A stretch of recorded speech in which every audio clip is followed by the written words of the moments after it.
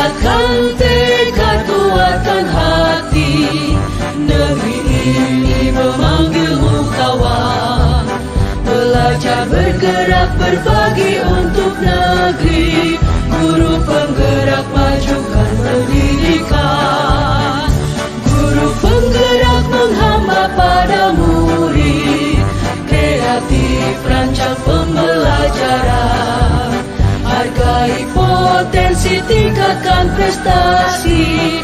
Lahirkan profil pelajar Pancasila. Belajar, bergerak, berbagi untuk negeri. Kita menjalin kolaborasi. Belajar, bergerak, berbagi untuk negeri. Demi bakti pada Ibu Pertiwi.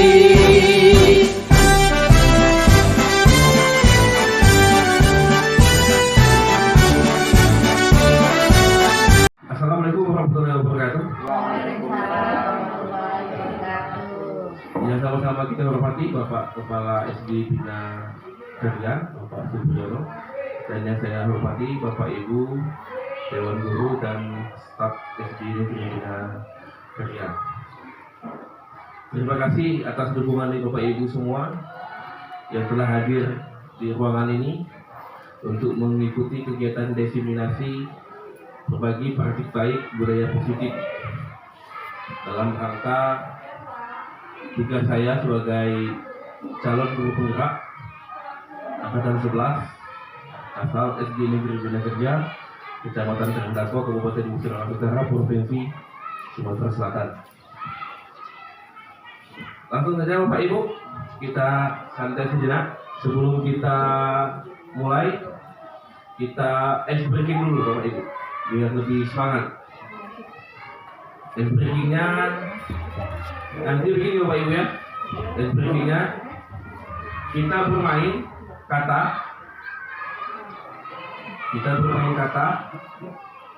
Kata itu satu kata nama hewan. Nanti misal ya, Pak Ferry sebut ayam ke temannya. Misalkan ayam Ibu Bibit. Jadi Ibu Bibit harus menyebut nama hewan dari awal huruf terakhir dari kata ayam tadi. Ayam kan pakai M ya. Berarti monyet Ibu Yanti misalnya. Berarti Ibu Yanti harus sebut terakhir ini apa? Tikus Ibu Puji. Nah gitu ya. Ujungnya.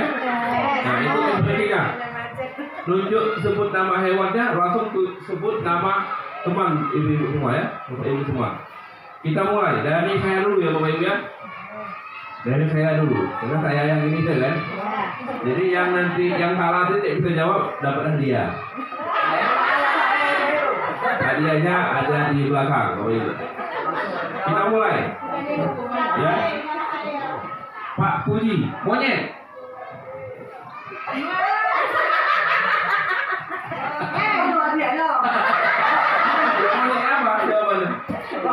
Monyet.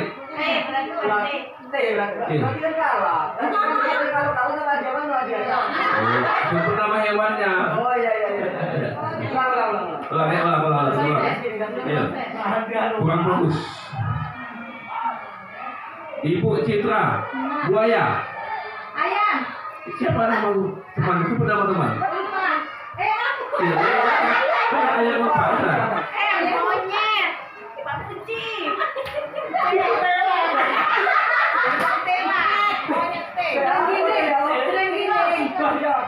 Tergiling, Pak Ferry. Gorila. Apa ini ya? Ayam. Angsa.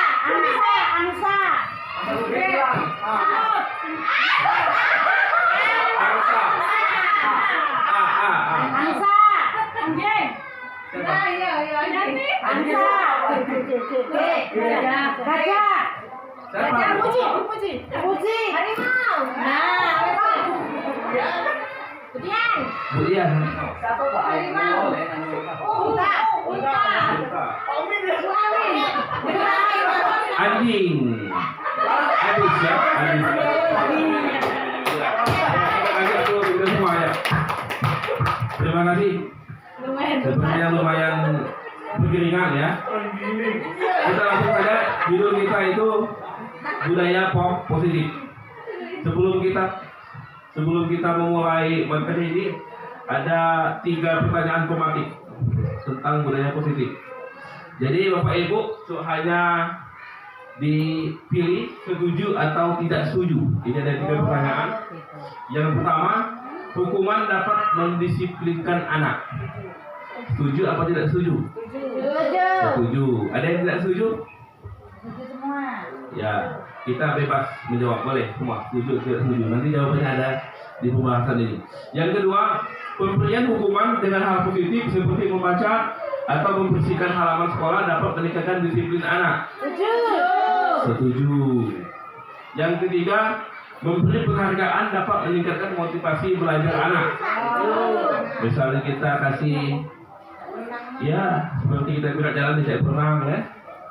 Atau kita sebenarnya penghargaan itu tidak mesti kita kasih pujian juga, itu termasuk ya penghargaan. Misalnya itu pinternya, itu juga penghargaan ya. Jadi ada beberapa topik yang perlu kita bahas pada hari ini. Yang pertama, disiplin positif dan nilai-nilai kewajiban universal. Kemudian teori motivasi, hukuman dan penghargaan serta restitusi. Mungkin Bapak Ibu belum jarang ya dengan kata restitusi.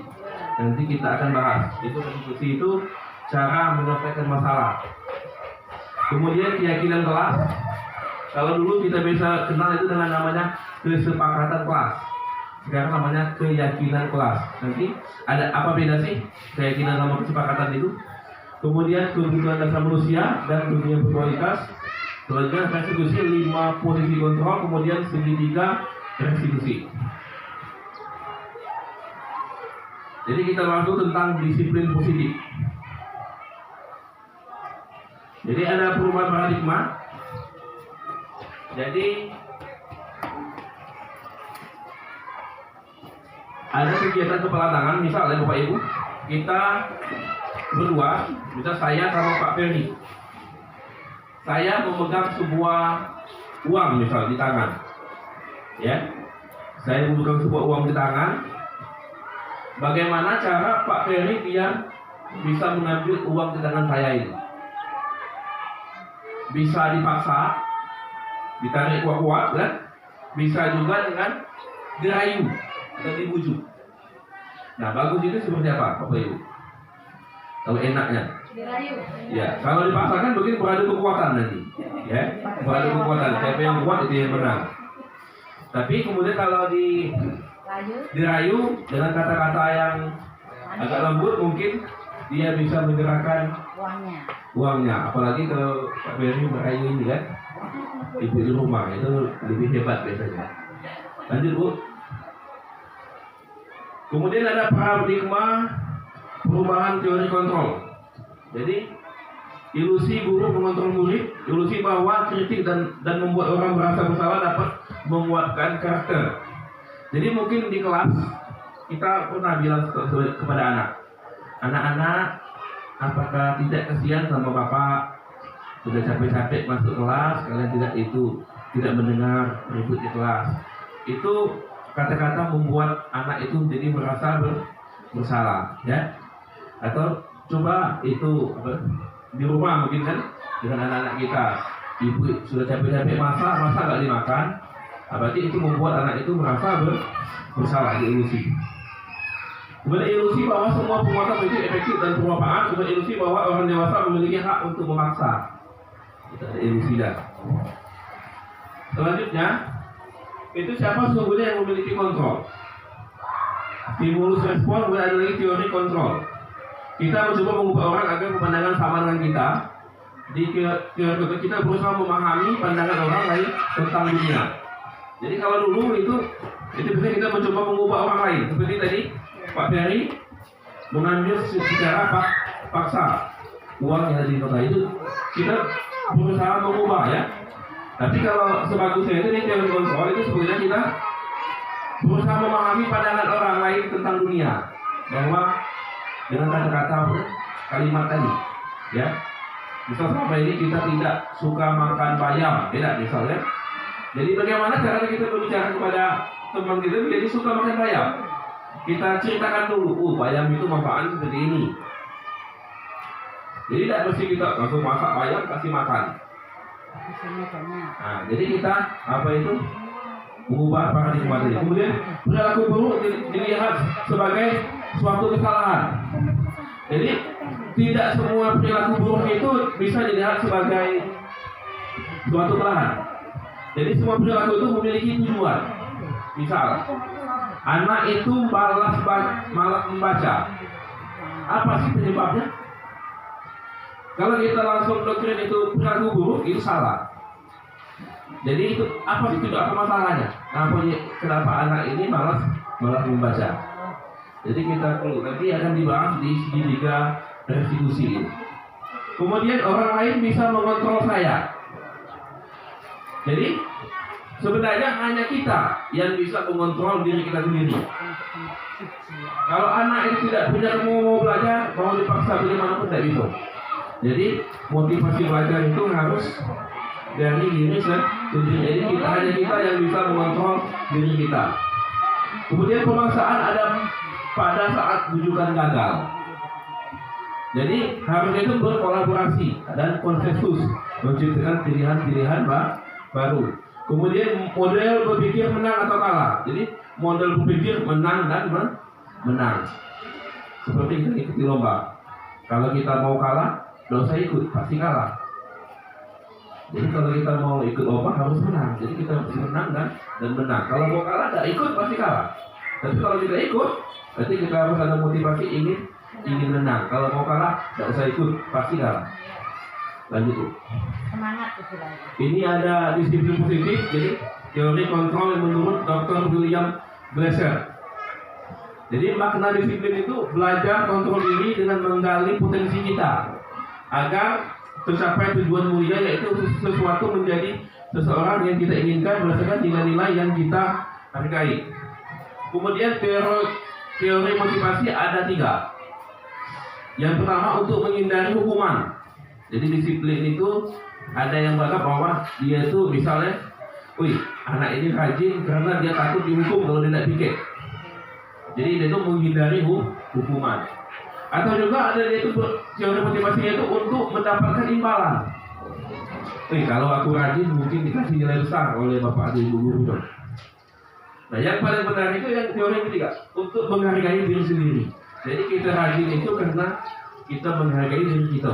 Bahwa kita pengen hidup itu terpikirlah kan, hidup itu bersih. Atau datangnya tepat waktu. Jadi kita menghargai diri sendiri. Kemudian ada nilainya kedua, nilai keyakinan kelas. Kemudian ada lagi 5 posisi kontrol. Itu masih menurut Dr. William Glasser. Jadi guru itu bisa sebagai penunggu. Misal anaknya itu tidak mengerjakan tugas, kita langsung menghukum. Kemudian lagi yang kedua itu teori psikologi sebagai pembuat rasa bersalah yang saya sampaikan tadi, ya. Kemudian sebagai teman. Jadi kita itu bisa menjadi teman bagi siswa. Kemudian sebagai pemantau. Yang terakhir ini sebagai manajer. Manajer itu yang menguasai di dalam kelas. Kemudian ada lagi 5 kebutuhan dasar manusia. Jadi ada 5 kebutuhan dasar manusia. Yang pertama ingin bertahan hidup. Yang kedua penguasaan. Kemudian kasih sayang dan rasa diterima, kesenangan, kemudian kebebasan. Itu menurut Dr. William Glasser. Kemudian yang terakhir nanti kita bahas tentang segitiga restitusi. Jadi untuk menyelesaikan suatu permasalahan di dalam lingkungan sekolah kita ini, kita perlu menggunakan segitiga restitusi itu menstabilkan identitas, kemudian validasi kebutuhan, kemudian menanyakan keyakinan. Apakah makna disiplin? Jadi disiplin itu berasal dari bahasa Latin, yang artinya itu dari kata disiplina, yang artinya itu belajar. Kemudian makna asal dari kata ini berkonotasi dengan disiplin, diri dari murid-murid Sokrates dan Plato. Disiplin diri membuat orang menggali potensi menuju sebuah tujuan, apa yang dia hargai.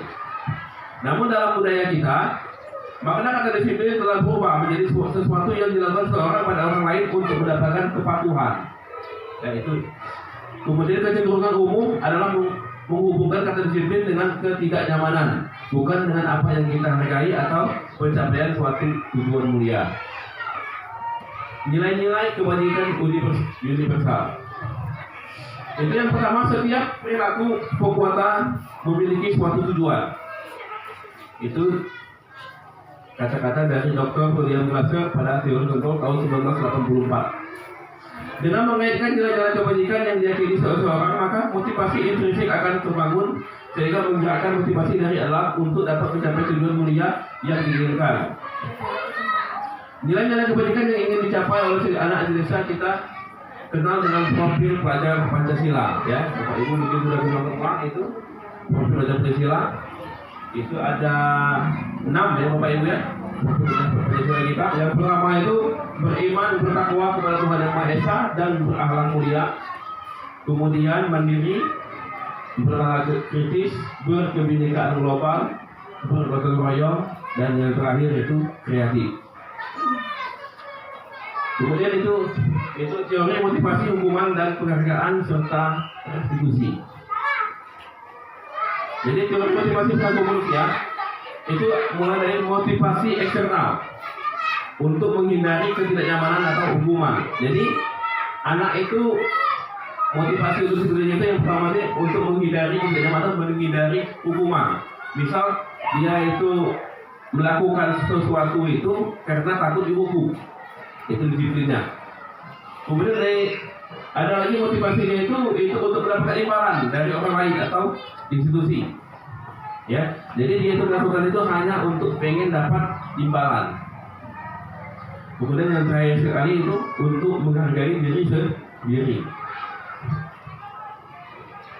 Jadi menurut Syahida Dewantara, mereka itu artinya tidak hanya terlepas dari perintah, akan tetapi juga cakap buat mereka diri sendiri.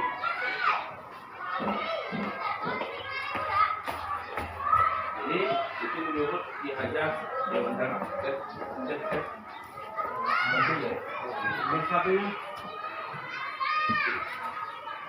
Lanjut Bapak Ibu. Jadi dihukum oleh penghargaan. Jadi pengaruh jangka pendek dan jangka panjang. Penghargaan menghukum, penghargaan mengurangi ketepatan, penghargaan tidak efektif, penghargaan merusak hubungan. Kita ambil. Jadi penghargaan itu bisa menghukum sebenarnya. Yang tadi kita bahas tadi, penghargaan itu bisa menghukum. Misalnya si A dan si B. Si A ini rajin, si B ini kurang rajin. Kita memberi pujian kepada si A, itu berarti kita memberi penghargaan. Bisa-bisa si B tadi jadi tersinggung atau sakit hati karena merasa dia selalu nilainya kurang baik atau kurang disiplin dari si A. Kita lebih dekat dengan si A tadi, si B jadi tersinggung. Jadi dia merasa dia tuh anak tirikan. Jadi penghargaan ini bisa menghukum temannya tadi. Itu salah satu. Kemudian dihukum oleh penghargaan. Jadi penghargaan menurunkan kualitas. Kemudian penghargaan mematikan kreativitas. Kemudian penghargaan mengurangi motivasi intrinsik. Jadi ada penghargaan mematikan kreativitas. Jadi kalau kita sering memuji si A tadi, si B akibat jangan dipuji tadi, jadi dia itu kurang semangat. Jadi kreativitas itu menurun. Lanjut Bu. Kemudian bentuk program kebajikan atau apresiasi. Dalam memberikan apresiasi, pengakuan atau perlu diingat beberapa hal. Beri pengakuan secara khusus. Kemudian beri pengakuan secara pribadi. Jadi kalau kita khususkan bentuk tadi ya, si A, si B. Jadi cukup bilang saja sama si A. biar tidak ada rasa iri hati ke diri tinggi tadi. Kemudian kita juga beri pengakuan kepada semua murid bergantian, dipuji semua walaupun hasilnya belum bagus tugasnya, dipuji juga. Ayo Dani lebih semangat lagi. Jangan juga kita membandingkan, ayo Dani lebih semangat lagi, masa kalah sama si Budi. Nah itu jadi penghargaan itu menghukum. Memang tadi awalnya menghargai, tapi kata-kata kalimat itu jadi menghukum. Jadi harusnya ayo Dani lebih semangat lagi Dani, ayo Wati. Kemudian beri pengakuan secara konsisten. Kemudian yang terakhir itu fokus pada proses. Contoh pengakuan atau apresiasi kebajikan. Jadi misal contohnya ini pembukaan. Kemarin saya perhatikan itu kita sambungi. Kamu tampilnya bagus sekali. Kemarin saya perhatikan kamu agak lesu. Ada apa Dani? Nah, jadi kita itu apresiasi kebajikan. Kemudian nilai kebajikan dari kata-kata tadi itu rasa empati. Besar sekali. Jadi kita empati. Kemudian situasi pada saat menolong murid baru di kelas kita. Misalnya, kemudian saya menghargai, kemudian tidak kebajikan itu kepedulianmu. Situasi pada saat kamu membantu teman-temanmu di tugas kelompok. Kemudian lagi kita pembukaan itu, terima kasih untuk apa? Bisa kita sambungkan. Kemudian nilai kebajikan itu rasa tanggung jawab. Situasi pada saat kamu memungut kertas-kertas yang berserakan di lantai. Terima kasih kamu telah membersihkan diri ya. Kemudian di sini ada contoh tentang hukuman atau konsekuensi. Bapak Ibu pasti sudah tahu apa itu hukuman, apa itu konsekuensi. Kalau hukuman itu apa Bapak Ibu ada yang tahu? Ada yang bisa jawab? Hukuman itu apa? Ya, hukuman, punishment. Itu artinya apa hukuman itu? Apa atau ini? Memberi efek jerah. Ya, memberi efek jerah itu hukuman. Kalau konsekuensi? Atau begini, apa beda hukuman dan konsekuensi? Atau sama? Hukuman dan konsekuensi sama atau beda? Ya Bapak Ibu? Beda ya, beda. Jadi hukuman dan konsekuensi itu beda. Kalau hukuman itu apa? Ada yang bisa jawab? Atau memberikan contoh hukuman itu seperti apa, konsekuensi itu seperti apa? Coba tanya jawab ya. Iya, Pak Budi ya. Kalau hukuman itu memberikan efek jerah, contohnya tadi dia merasa malu kemudian tidak melakukannya kembali. Sedangkan kalau konsekuensi itu pelaksanaan dari efek hukuman tadi sehingga orang tersebut melaksanakan dari apa yang semestinya dilakukan. Ya, Contohnya kalau sudah diberi hukuman tadi dia tidak melakukannya lagi. ya tidak mengulangi lagi ya, Bu ya. Ya benar. Jadi hukuman itu konsekuensi. Kalau hukuman itu bisa anak itu buang sampah langsung dikasih pull up. Jadi kita tuh memberikannya secara spontan. Tapi kalau konsekuensi itu hasil dari kesepakatan. Jadi kita sudah berkesepakatan di kelas tidak boleh membuang sampah pada tempatnya. Nah jadi konsekuensinya apa kalau tidak membuang sampah di kota Kampar? Itu jadi hasil dari pelanggaran kesepakatan, kan konsekuensi. Jadi di sini ada contoh 1, 2, 3, 4, 5, 6, 7. Ada contoh. Cukup Bapak Ibu ingat contoh ini termasuk hukuman atau konsekuensi. Nanti di bawahnya ada jawabannya. Jadi cukup diingat saja ya. Dalam hati Bapak Ibu masing-masing. Nanti benar tidak pilihan Bapak Ibu itu hukuman atau konsekuensi yang dipilih. Itu yang pertama. Ini ada kejadian. Anak itu disuruh mencatat 100 kali di dalam buku kalimat. Saya tidak akan terlambat lagi karena terlambat ke sekolah. Jadi anak itu terlambat ke sekolah. Jadi dia disuruh mencatat sebanyak 100 kali di dalam buku. Ya. Ini termasuk hukuman atau konsekuensi? Ya, hukuman atau konsekuensi? Ada yang jawab hukuman, ada yang jawab konsekuensi. Nanti kita jawab di bawah ya. Kemudian Anak disuruh lari mengelilingi lapangan basket 2 kali karena terlambat hadir sekolah. Ini hukuman atau konsekuensi? Hukuman. Kemudian yang ketiga, murid diminta untuk push up 15 kali karena tidak menggunakan masker ke sekolah. Hukuman atau konsekuensi? Hukuman. Kemudian anak menggantikan kertas tugas teman yang telah dicoret-coret. Hukuman atau konsekuensi? Konsekuensi. Ya. Kemudian yang kelima, membersihkan tumpahan air di meja tulis karena tersenggol pada saat belajar. Ini termasuk hukuman atau konsekuensi? Konsekuensi. Kemudian murid disuruh untuk mengenakan sepatu seharian di sekolah karena tidak mengenakan sepatu hitam. Hukuman atau konsekuensi? Ya, ada 2 jawaban ya, nanti kita pilih ya. Kemudian yang terakhir, ini di pelajaran cocok, ini pelajaran Pak Budi ya. Lari mengelilingi lapangan basket 2 kali karena terlambat 10 menit untuk pelajaran PJOK. Hukuman atau konsekuensi? Konsekuensi. Tapi kalau tidak ada kesepakatan, hukuman. Ya benar.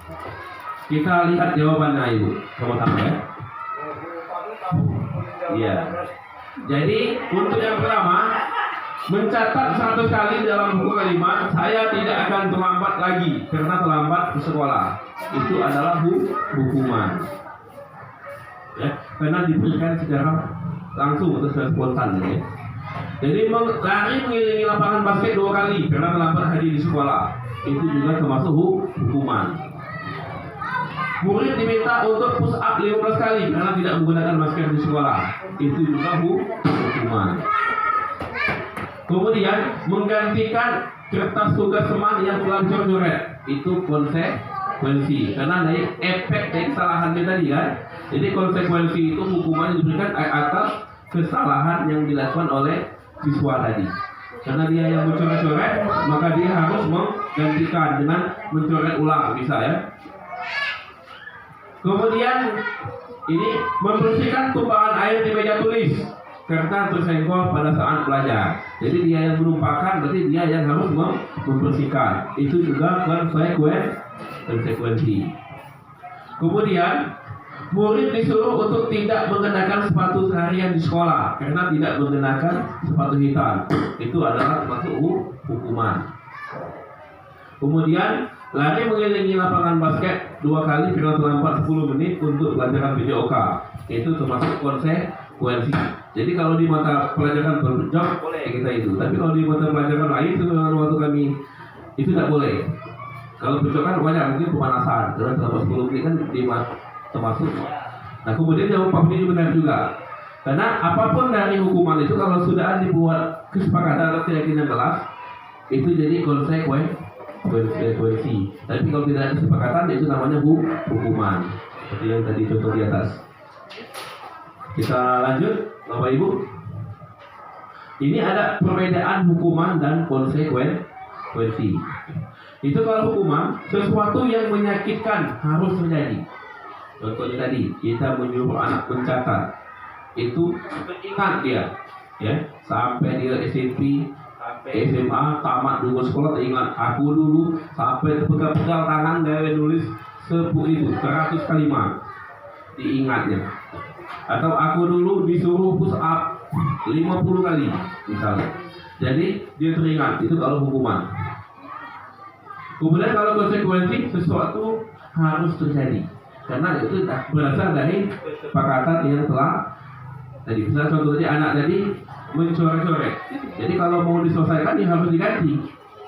Atau dia menumpahkan tadi air minum ya. Berarti dia harus membersihkan. Itu harus dilakukan, harus terjadi. Kemudian hukuman itu membuat anak sakit fisik maupun hati untuk jangka waktu yang lama. Nah kalau konsekuensi membuat anak merasa tidak nyaman dalam jangka waktu yang pendek. Jadi selamanya bersih ke meja tuh mungkin agak itu dia ngomong, tahun tumpah dikit pelana itu ngadu dengan guru, kan itu kan. Tapi sudah itu sudah kalau dikunci kan. Kemudian anak membenci kedisiplinan. Jadi dia itu ini kan, aku nak cepet-cepet. Ini hari Senin nak upacara. Kemudian anak menghargai disiplin. Kalau sebagai konsekuensi dia akan lebih menghargai rasa disiplin. Jadi itu kesepakatan. Tadi kita ngaji, tidak. Jadi minggu depan yang tidak bawa itu berarti sudah buat kesepakatan. Dilarang jangan tidak membawa buku Yasin, kan?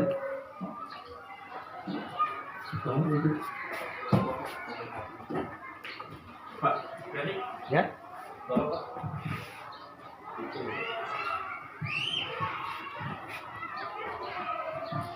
Lanjut, mendorong anak menyakiti diri sendiri itu hukuman. Kemudian mendorong anak agar mudah menyesuaikan diri itu kalau konsekuensi. Nah, hukuman juga itu konsep diri yang buruk. Kemudian konsekuensi konsep diri yang baik. Selanjutnya itu anak belajar untuk menyembunyikan kesalahan. Jadi kalau dia dihukum, dia berusaha menyembunyikan. Misal, dia tidak pakai ikat pinggang.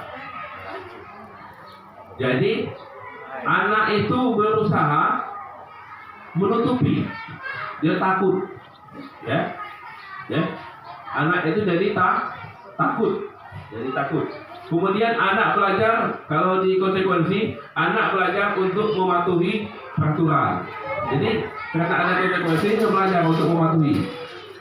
Sudah tahu setiap hari harus menggunakan ikat pinggang warna hitam.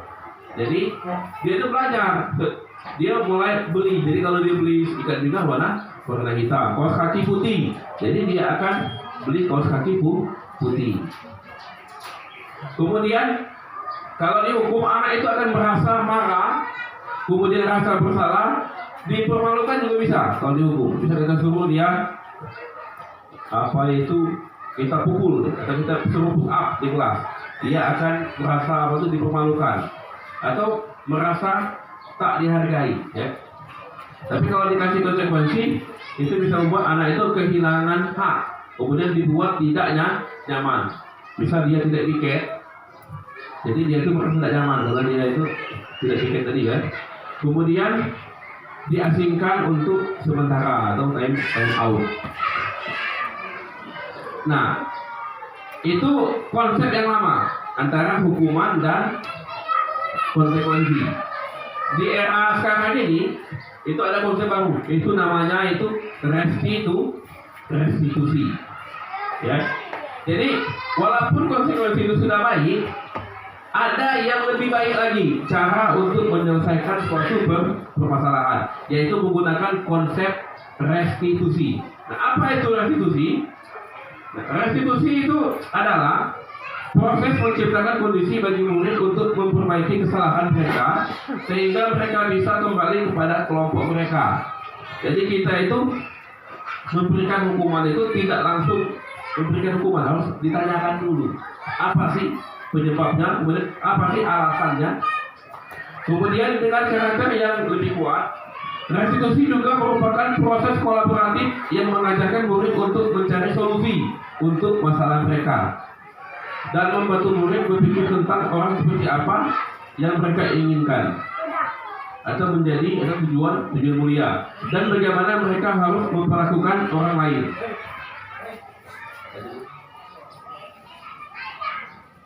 Nah, di sini dari tadi ada hukuman, konsekuensi, kemudian ada restitusi. Jadi kalau hukuman tadi itu sesuatu yang menyakitkan harus terjadi. Kemudian konsekuensi sesuatu harus terjadi. Nanti restitusi merupakan pilihan. Jadi anak itu disuruh membuat pilihan. Kemudian di hukuman itu tidak nyaman untuk murid atau anak untuk jangka waktu yang panjang. Kemudian konsekuensi itu tidak nyaman untuk murid anak untuk jangka waktu yang pendek. Tapi di restitusi itu menguatkan untuk murid anak dalam jangka waktu yang panjang. Misal anak itu terlambat datang ke sekolah. Jadi kita tanyakan, kalau kita langsung dikasih konsekuensi karena dia terlambat, dikasih apa itu membaca dulu misalkan 10 menit, harus ditanyakan dulu. Ani, misal, kenapa Ani terlambat hari ini? Kemudian kita tanyakan. Jadi Ani itu akan menjawab. Mungkin pertama-tama dia akan berbohong. Nah, apapun jawaban anaknya kita gali dulu. Kita gali dulu. Kita gali alasan yang sebenarnya sampai anak itu jujur. Kenapa sih dia terlambat? Setelah kita tahu apa permasalahannya, baru kita selesaikan. Kemudian kita kuatkan. Misalkan Ani ini terlambat karena dia bekerja, membantu ibunya memasak misalnya, karena ibunya harus berangkat ke kebun pagi-pagi. Jadi bagaimana cara kita itu mengatasinya? Jadi kita kasih penguatan. Dengan cara Ani biasanya kamu jam berapa? Jam 6 Pak misalnya. Nah biar tidak terlambat, Ani lebih baik bangunnya jam 5 biar bisa datang ke sekolahnya lebih awal. Lanjut itu, ibu. Kemudian anak itu jadi kalau di hukuman itu korban mendapatkan keadilan ya. Kemudian kalau konsekuensinya korban bisa diabaikan. Jadi kalau dia ini korban mendapat ganti. Ya. Misal tadi si Ani menumpahkan air di meja si Budi. Ya, Ani sebagai pelaku, Budi sebagai korban. Jadi kita harus panggil kedua anak tadi. Kenapa bisa si Ani menumpah air di meja si Budi? Nah, jadi dia restitusi itu si korban harus mendapat ganti. Jadi kalau cuma dia yang telah menumpahkan, jadi gantinya itu si Ani harus membersihkan meja Budi. Jadi gantinya itu meja Budi jadi lebih bersih karena sudah dibersihkan oleh si Ani tadi. Kemudian di hukuman itu perilaku pasif atau agresif atau meningkat. Penguatan hanya bertahan dalam jangka waktu yang pendek. Jadi dia restitusi masalah terpecahkan. Itu contoh yang sudah saya sebutkan tadi ya. Jadi masalahnya terpecah. Seperti kita mengambil siswa terlambat tadi atau siswa menumpahkan air di meja tadi. Jadi kalau kita menggunakan restitusi itu sudah terselesaikan. Sebenarnya restitusi itu kita tidak paham katanya saja. Sebenarnya Bapak Ibu mungkin sudah menerapkan itu sikap dari restitusi ini. Cuma saja kita karena bahasa ini kan dianggap agak baru kan. Sebenarnya Bapak Ibu saya yakin sudah pernah semua melaksanakan restitusi ini di kelasnya masing-masing. Bedanya kita tidak tahu saja. Jadi di sini kami itu hanya menyampaikan. Karena saya yakin Bapak Ibu sudah melakukan hal-hal itu semua yang ada di sekolah. Di sini hanya penguatan saja ya. Kemudian di hukuman juga ada sistem tidak akan berjalan bila murid tidak takut. Jadi hukuman itu memberikan rasa takut kepada anak tadi. Jadi jangan ribut. Ada Pak Ferry misalnya. Sebenarnya Pak Ferry itu tidak pengarang, tapi akibat omongan dari teman-teman ini, jangan kalau Pak Ferry itu kalau ribut kita dihukum. Sebenarnya Pak Ferry itu tidak pengarang, tidak sebenarnya. Tapi akibat kata-kata anak tadi jadi membuat rasa takut tadi. Ya. Jadi kemudian memerlukan monitoring kalau di konsekuensi dan supervisi terus-menerus dari guru. Tapi kalau tidak jadi murid belajar bertanggung jawab untuk perilakunya. Misal selama ini kalau dia tidak masuk, jangan tidak masuk baju. Dia mau Pak Ferry kita dihukum. Itu sebenarnya omongan dari anak-anak dari anak A ke B ke C. Kenapa Pak Ferry tidak pulang ini kan? Tapi kalau kita menggunakan institusi, jadi kita bagaimana caranya membuat anak itu ada kesadaran di diri sendiri tanpa ada guru yang mengontrol. Anak itu bajunya sudah di dalam semua, sudah dirapikan semua, sepatunya sudah warna hitam semua. Itu kalau kita menggunakan restitusi. Jadi setelah masuk dari rumah sampai ke sekolah, bajunya sudah rapi. Jangan sampai anak itu berpakaian rapi itu hanya perlu dikontrol. Kalau di konsekuensi itu hanya Kalau ada guru dia rapi, kalau ada guru anaknya diam di kelas. Jadi kalau menggunakan resolusi itu harus menumbuhkan kesadaran pada anak. Ketika guru izin mau ke toilet misalnya, anaknya langsung melanjut mengerjakan tugas. Jadi kalau kita menggunakan konsekuensi, ada guru dia mengerjakan tugas, ada guru anaknya bermain. Itu kalau pakai konsekuensi. Itu kalau pakai resolusi, jadi anak itu ada tumbuh kesadaran untuk menjadi lebih baik atau bertanggung jawab. Jadi lanjut Bu.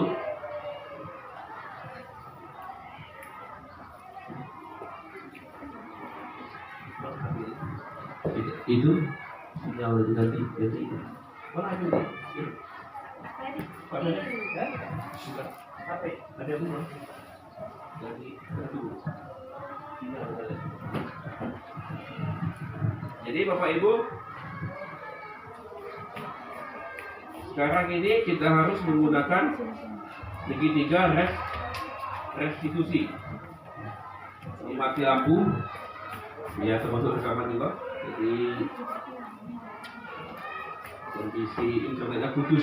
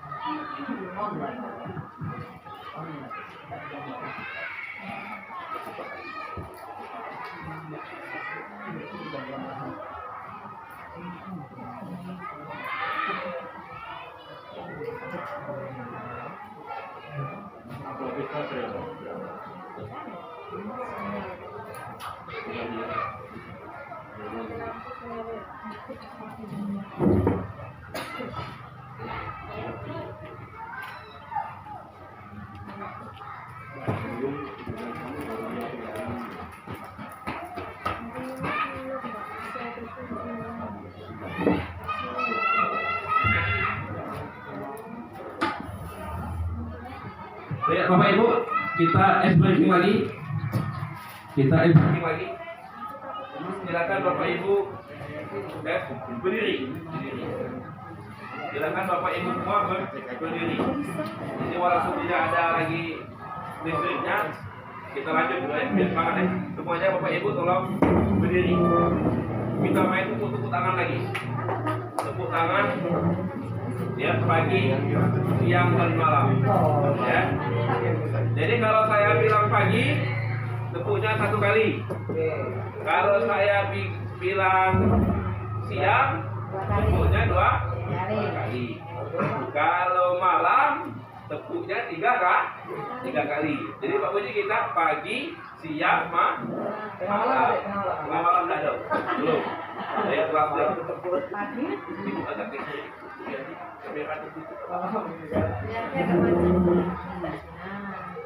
Nah, jadi ya, kalau pagi 1 kali, siang 2 kali, malam 3 kali.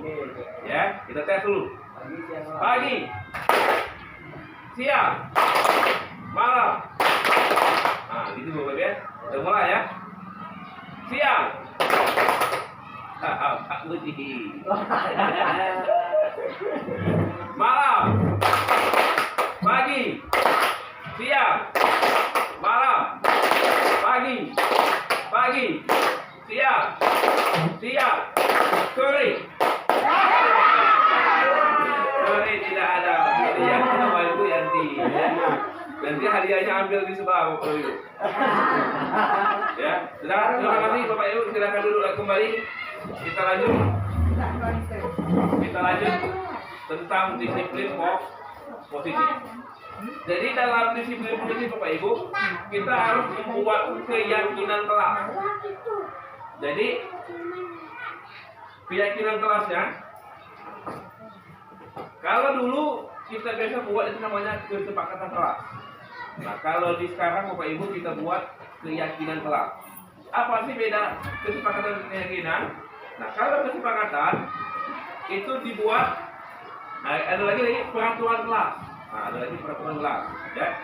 Kalau peraturan kelas itu yang buatnya itu guru tanpa mengajak anak-anak. Itu kalau penampilan kelas. Kalau keyakinan kelas, kalau kesepakatan kelas itu dibuat bersama-sama antara guru dan anak, ya, ada peserta didik atau murid. Nah, kalau keyakinan kelas sama seperti kita kata tadi, bedanya kalimatnya. Kalimatnya lebih lembut. Contoh begini, dilarang membuang sampah sembarangan. Itu kalau kesepakatan. Kalau keyakinan kita buat lebih baik. Buanglah sampah pada tempatnya. Itu. Kemudian ada lagi contohnya ya. Kalau kita buat di kelas, dilarang terlambat masuk kelas. Itu kalau kesepakatan. Tapi kalau keyakinan kita buat apa itu? Datang tepat waktu. Jadi kata-katanya itu dibuat jadi kalimat positif, ya. Peraturan yang dibuat itu jadi menjadi kalimat yang positif. Misal ada lagi, dilarang mengganggu teman. Jadi kita buat hargai teman. Nah, jadi kata-kata di dalam peraturan ini dibuat itu menjadi kalimat positif. Karena intinya sama, tapi bahasanya lebih lembut. Seperti contoh di sekolah kita saya pernah baca itu, kita membiasakan dimulai dari kata tolong, maaf, ya, profesi. Itu sebenarnya kita sudah menerapkan keyakinan ke kelas atau keyakinan ke sekolah. Jadi kita kalau membicarakan itu dengan kata yang lembut, ya. Itu beda dari keyakinan ke keyakinan kelas. Nah, kemudian di dalam keyakinan kelas itu kita akan membahas tentang ciri-ciri restitusi. Jadi yang pertama di restitusi itu bukan untuk menebus kesalahan, namun untuk belajar dari kesalahan. Jadi anak itu diberi hukuman itu hanya menebus atau konsekuensi itu hanya menebus dari kesalahan. Tapi kalau di restitusi, anak itu disuruh untuk belajar dari kesalahan supaya kesalahan itu tidak diulang kembali. Kemudian di restitusi ciri-ciri itu yang kedua, memperbaiki hubungan. Ya, memperbaiki hubungan. Kalau anak itu berkelahi misalnya, jadi itu harus diperbaiki. Kalau hanya dikasih hukuman, itu masih pendam di hatinya, masih dendam sama temannya tadi. Gara-gara hati ini aku bersihkan misi, dan sebagai hukuman kan. Tapi kalau dia restitusi, jadi dia itu jadi berteman kembali. Kemudian ciri-ciri yang ketiga dari restitusi itu tawaran atau bukan paksaan. Jadi kita kasih tawaran. Nah, di tawaran tadi kita kasih juga penjelasan. Misal, saya kasih contoh ilustrasi, right? Ani dan Budi. Jadi jangan Budi dan Andi, sama laki-laki. Budi menarik baju si Andi. Akhirnya baju Andi tadi kancingnya lepas. Nah, kalau kita kasih hukuman, misalnya kita suruh dia membersihkan kaca, atau di keyakinan kelas tadi kalau dia mengganggu teman ini bukan apa, misalnya disuruhkan tiket selama seminggu, itu akan membekas dia. Nah, tapi kalau menggunakan restitusi, kita menyelesaikan tidak begitu. Jadi kita tanyakan sama si Andi tadi, Andi, mengapa kamu menarik baju si Budi tadi? Benar jawabannya tadi kan? Kemudian kita berikan masukan bagaimana, apakah kamu mau menggantikan atau memperbaiki? Nah, walaupun si Andi, mungkin Andi bilang saya tidak bisa menjahit, tapi dia restitusi, kita suruh Andi belajar menjahit. Setelah dia bisa, belajar dengan siapa? Mungkin di sekolah kita ada guru yang bisa menjahit.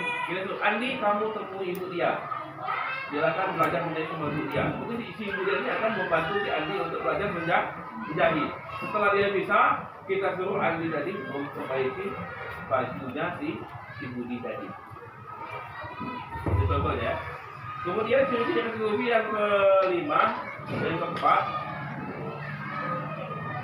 restitusi menuntut untuk melihat ke dalam diri. Kemudian yang kelima, restitusi mencari kebutuhan dasar yang mendasari tindakan. Jadi kita tanyakan, kenapa sih si Andi tadi itu apa itu sampai menarik tadi, mungkin si Budi itu mengganggu dia tadi ya, atau alasan yang kita gali ya. Kemudian ciri yang keenam, restitusi diri adalah cara yang paling baik. Yang ketujuh, restitusi fokus pada karakter bukan tindakan. Jadi kita itu fokus pada karakter bukan tindakan. Sekali kita menghukum, kita juga menghukum karakter bahwa karakternya apa? Itu bertanggung jawab. Ya. Kemudian restitusi fokus pada solusi. Ya. Tapi kalau konsekuensi, kita hanya memberikan hukuman, ya. Bukan memberikan solusi. Jadi kan kita kasih solusi. Dia tidak bisa jahit, kita suruh belajar dengan kemudian. Setelah dia bisa jahit, kita suruh memperbaiki baju tadi. Kemudian restitusi itu mengembalikan murid yang berbuat salah pada kelompoknya. Setelah dia beramal, dia akan berteman kembali. Dia juga bisa diterima oleh teman kelas yang lain.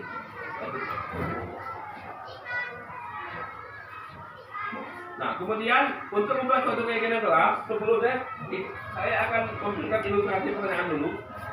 Mengapa kita memiliki peraturan harus menggunakan helm bila mengendarai kendaraan roda 2? Dan Bapak Ibu yang tahu, mengapa kita memiliki peraturan menggunakan helm bila kita menggunakan kendaraan roda 2? Kenapa sih harus pakai helm? Untuk keselamatan. Kita yang ini Pak polisinya yang marah, padahal itu untuk keselamatan kita kan?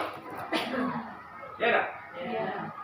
Kemudian ada lagi, mengapa kita memiliki peraturan 3M, menggunakan masker, mencuci tangan, dan menjaga jarak 1,5 meter. Itu apa? Untuk keselamatan dan kesehatan atau menghargai orang lain juga. Ya. Jadi masker itu selain dari melindungi diri kita, juga melindungi orang lain. Kemudian mengapa kita memiliki peraturan harus datang tepat waktu pada saat mengikuti pelatihan dan mengikuti upacara, harus datang tepat waktu. Itu juga bisa menumbuhkan rasa disiplin. Ya. Untuk mendukung motivasi intrinsik, kembali kita lihat keyakinan ini menegakkan seorang dibandingkan mengikuti rangkaian peraturan. Jadi Bapak Ibu, jadi dari contoh tadi ya, keyakinan kelas ini ada lagi budaya positif, kemudian lingkungan positif, keyakinan kelas, kemudian peraturan kelas. Jadi keyakinan tadi dibuat menjadi sebagai budaya positif yang kita lakukan di sekolah kita atau di dalam kelas. Saya bisa ditampilkan itu ada perbedaan antara kesepakatan dan keyakinan kelas. Lanjut saja itu Bu. Itu jelas. Lanjut.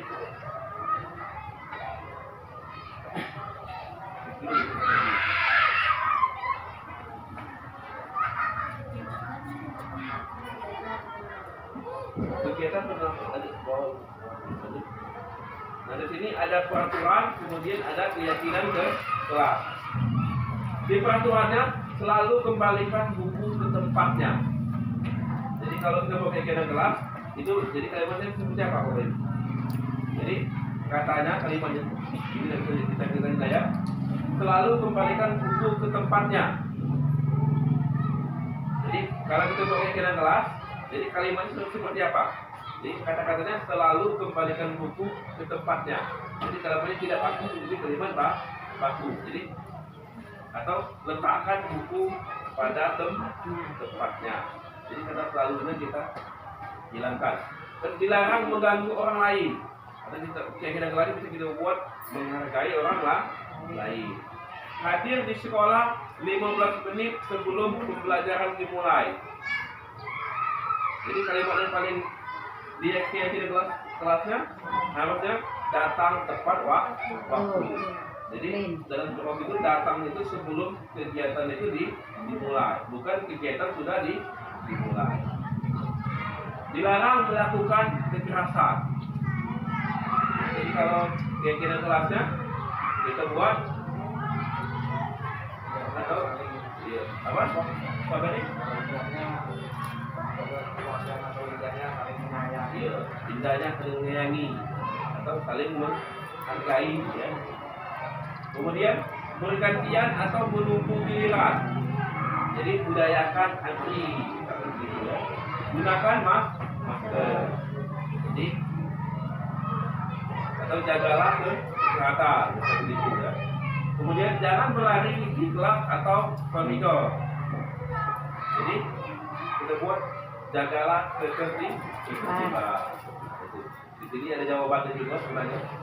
Nah jadi nilai ini bukan jawab tapi nilai ya, nilai dari peraturan tadi. Jadi nilai pertama itu tanggung jawab. Nilai yang kedua itu menghormati orang lain. Nilai yang ketiga menghormati orang lain dan komitmen. Kemudian jangan melakukan kekerasan itu nilainya itu keselamatan atau menghormati orang lain juga. Kemudian dilarang menggunakan narkoba, itu juga nilainya itu kesehatan, bergantian atau menunggu giliran, menghormati orang lain atau bersabar, gunakan masker yaitu kesehatan dan keselamatan. Dalam berada di kelas atau koridor juga nilai itu keselamatan dan keamanan. Kemudian selanjutnya kita akan membahas tentang kebutuhan dasar manusia dan dunia berkualitas. Jadi manusia itu ada 5 kebutuhan. Yang pertama itu untuk bertahan hidup. Jika kita makan hari ini karena kita pengen hidup. Kalau tidak makan sampai 3 hari, insya Allah 3 hari lagi mungkin kita tidak ketemu lagi. Kemudian kebutuhan dasar manusia itu yang kedua yang paling penting, kebutuhan kasih sayang dan rasa diterima. Ya, pasti kita butuh baik di rumah ya, sama istri, sama suami, pasti butuh kasih sayang. Kalau tidak sayang lagi lalu tinggalkan. Atau rasa diterima, rasa dihargai. Kemudian kebutuhan juga penguasaan. Kemudian yang itu kesenangan. Kita juga butuh kesenangan. Sekali kita kemudian kapan kita kemudian ke Liba ya. Refreshing jalan-jalan ke kolam renang, itu kesenangan. Ada juga kita butuh kebebasan yang terakhir. Manusia itu butuh kebebasan. Sekali pengen aku nak bangun besok jam 9 pagi. Jangan diganggu. Butuh kebebasan. Tapi tidak boleh sampai merusak atau diri kita, kita akan memberikan orang lain. Kemudian kita akan membahas tentang 5 posisi kontrol sebagai seorang guru. Guru itu bisa menjadi seorang pembuku. Kemudian guru itu juga bisa jadi pembuat rasa bersalah. Ya, saya sebut tadi. Adi, kenapa kamu telat hari ini?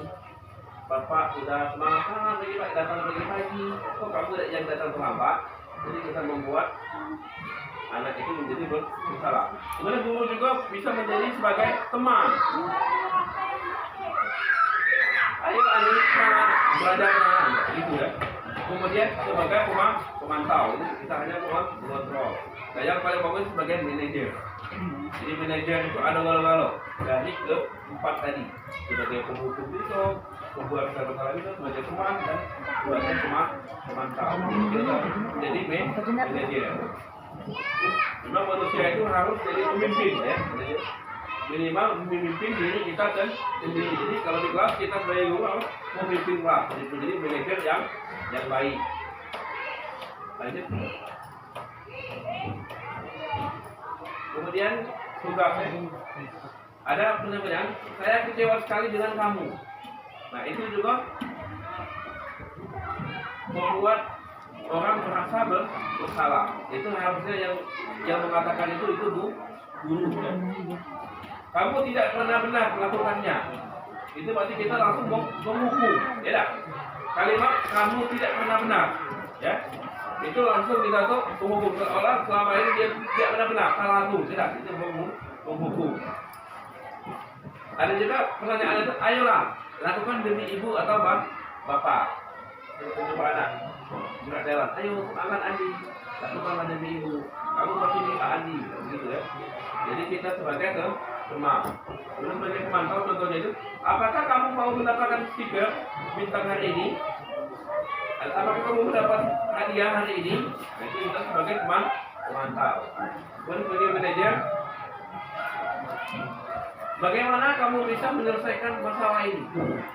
Jadi kita bertanya, langsung meminta solusi, jadi sebagai manajer. Kemudian kamu selalu yang paling terakhir, itu menghukum. Jadi soalnya itu kalau terlambat terus.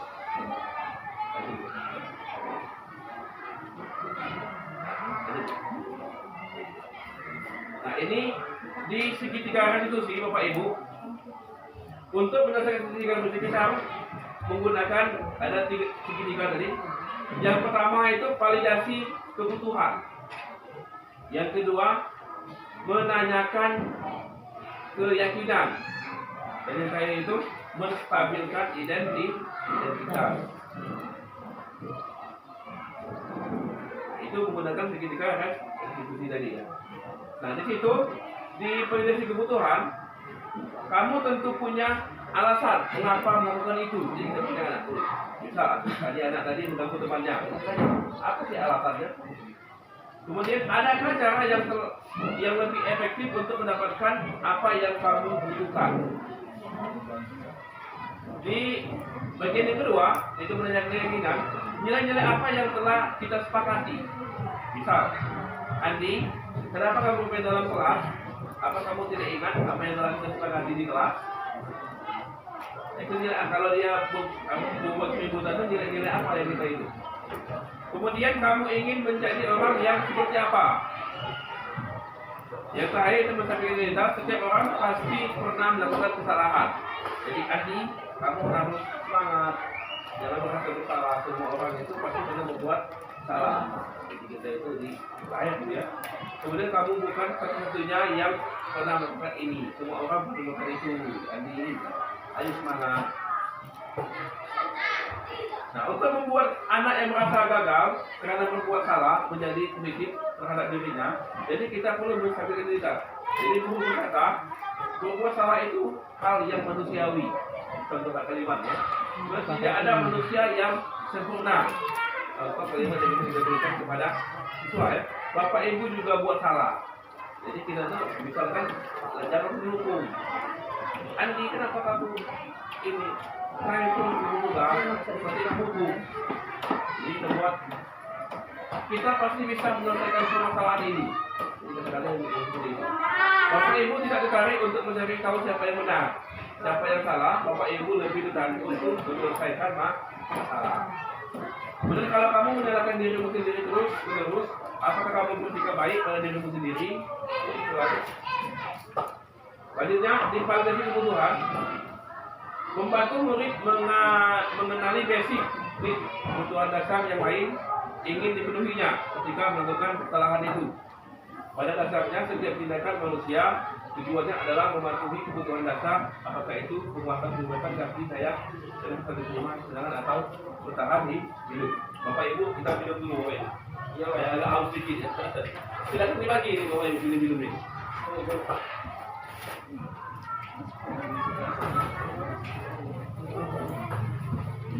Ini minum dulu ya.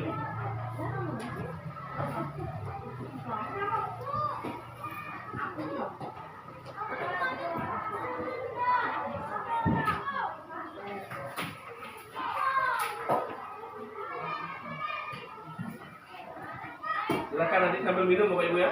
Kita lanjut lagi. Jadi untuk validasi kebutuhan itu guru berkata, kamu bisa saja kan melakukan hal yang lebih buruk, tapi kamu tidak melakukan caranya, kan? Kemudian ada kata lagi, kamu pasti punya alasan mengapa melakukannya. Itu validasi kebutuhan ya. Apa yang penting bagi kamu? Kemudian kamu boleh tetap berusaha menjaga sikap itu, tapi tambahkan sikap yang lain yang baru. Kemudian maukah kamu belajar cara lain untuk mendapatkan yang kamu butuhkan tanpa harus memukul? Apakah kamu bisa melakukan dengan baik, lebih baik besok lagi? Nah, kemudian untuk menanyakan keyakinan. Guru berkata, apa nilai yang kita percaya di kelas sekolah kita? Misal ada si A dan si B berkelahi. Nilai apa? Misalnya nilai keselamatan. Tidak boleh mengganggu teman tadi ya. Kemudian nilai-nilai universal apa yang telah kita berarti kelas yang ideal itu seperti apa sih? Kamu ingin jadi anak seperti apa? Itu menanyakan ke keyakinan. Apa yang kamu rasakan ketika kamu melakukan itu? Kamu menjadi orang yang seperti apa?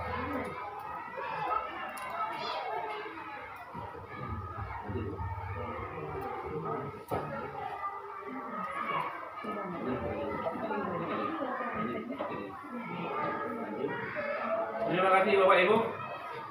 Materi setelah selesai, saya ucapkan terima kasih atas waktunya.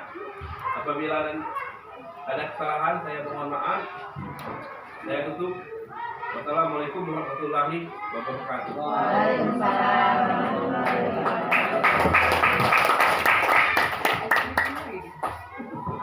Assalamualaikum warahmatullahi wabarakatuh. Perkenalkan, nama saya Muhammad Andika Maulana, kelas 5A. Saya sangat senang belajar di kelas.